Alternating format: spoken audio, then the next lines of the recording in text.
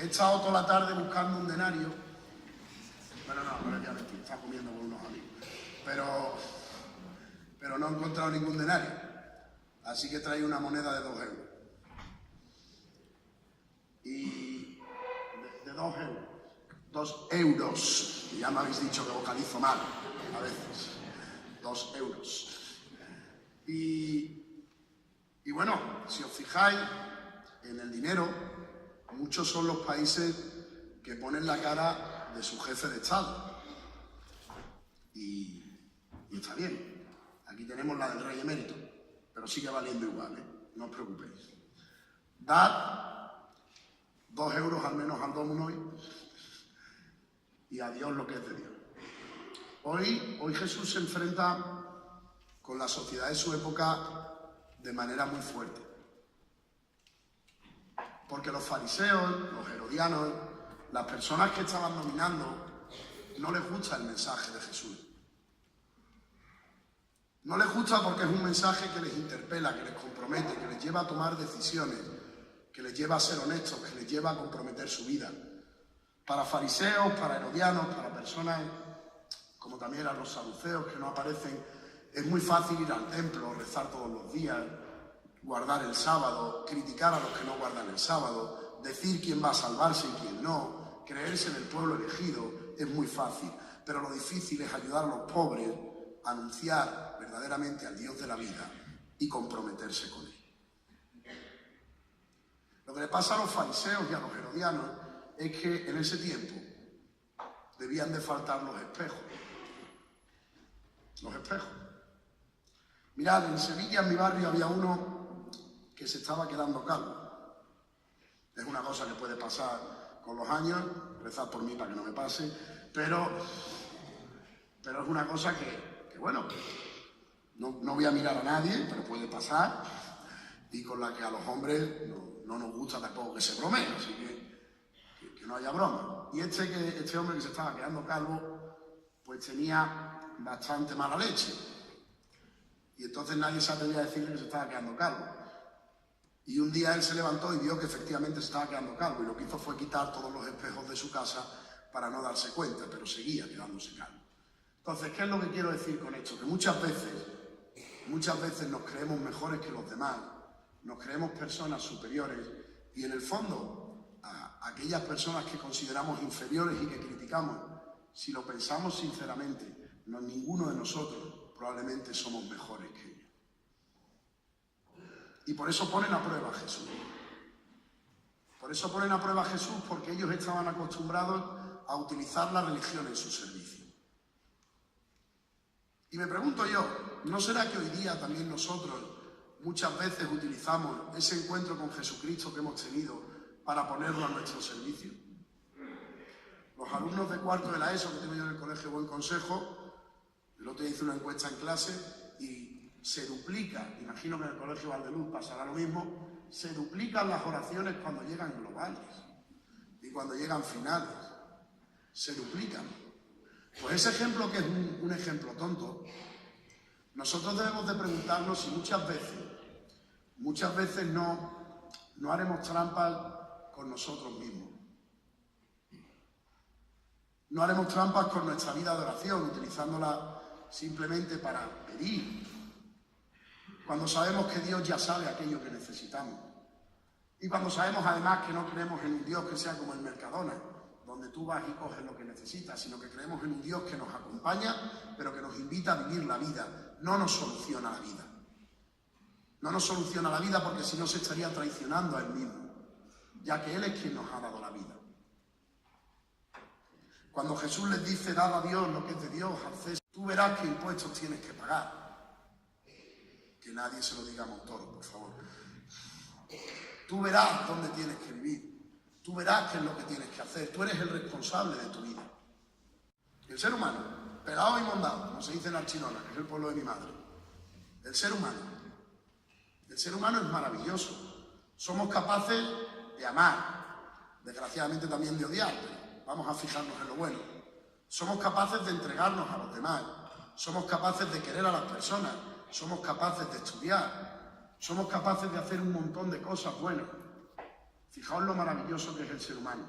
Imaginaos este ser humano cuando se le dice lo que dice el profeta Isaías: yo te he llamado a ti por tu nombre.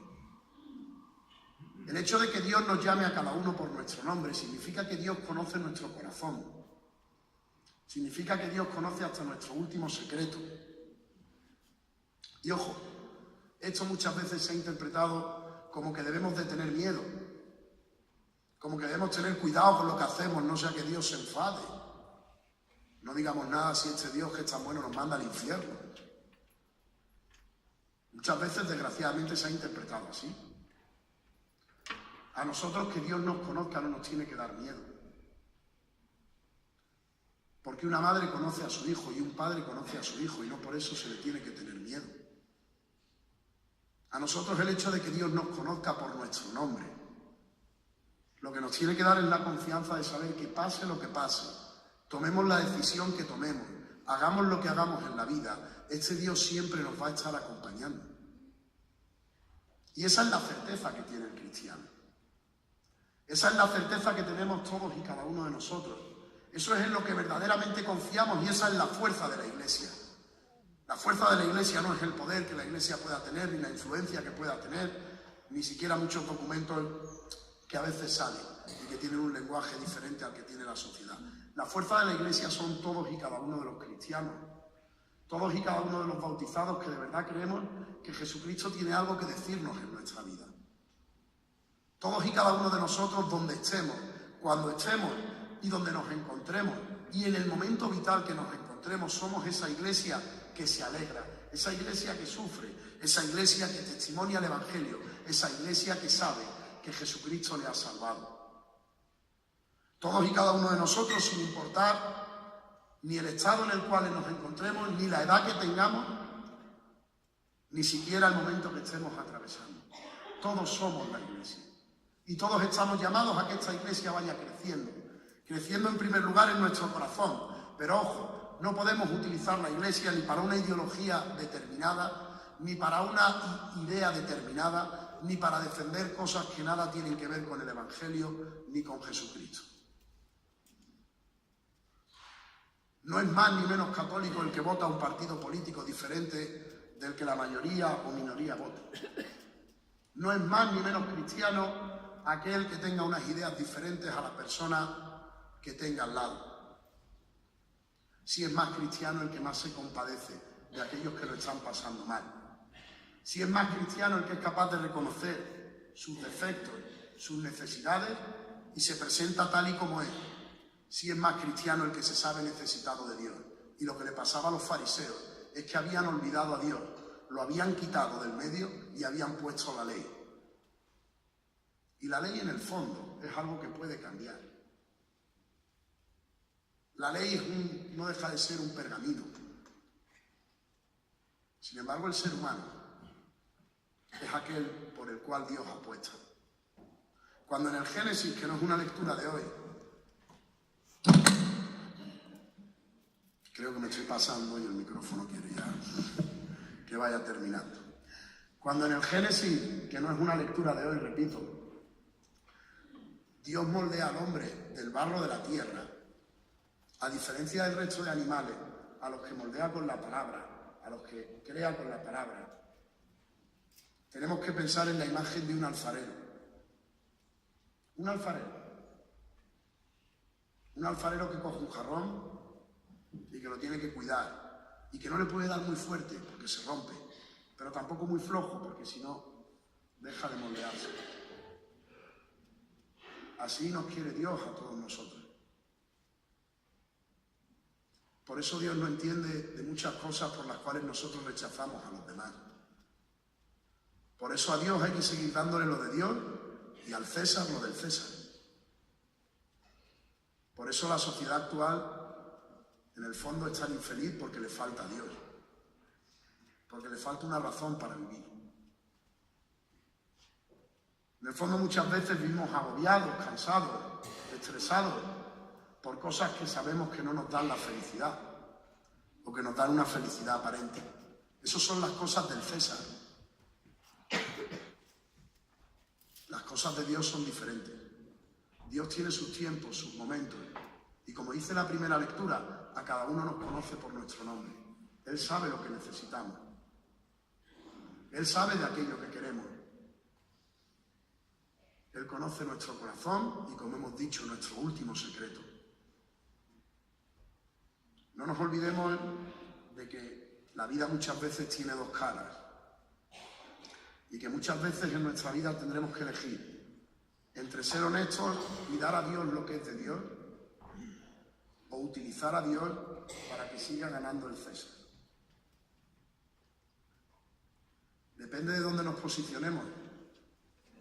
Y no hablamos ni de cielo, ni de infierno, ni de condena, ni de salvación.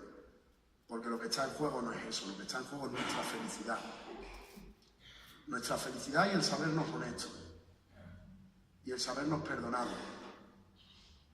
En el fondo, ahora en un momento de silencio, tendríamos que identificar en nuestra vida qué cosas son de Dios y qué cosas son del César. ¿Qué habitaciones tenemos en las que Dios puede entrar sin ningún problema y en qué habitaciones le hemos cerrado la puerta para que no entre nadie? ¿Qué espacios tenemos en los cuales necesitamos que la misericordia de Dios entre? Queridos hermanos, queridos amigos, el Evangelio, la buena noticia, se puede expresar con una palabra, como dijo el Papa Francisco: misericordia. La misericordia que Dios ha tenido con nosotros y que nosotros tenemos con Él. Ahora, en un momento de silencio, pensemos una cosa. ¿Nos sentimos agradecidos de ser cristianos?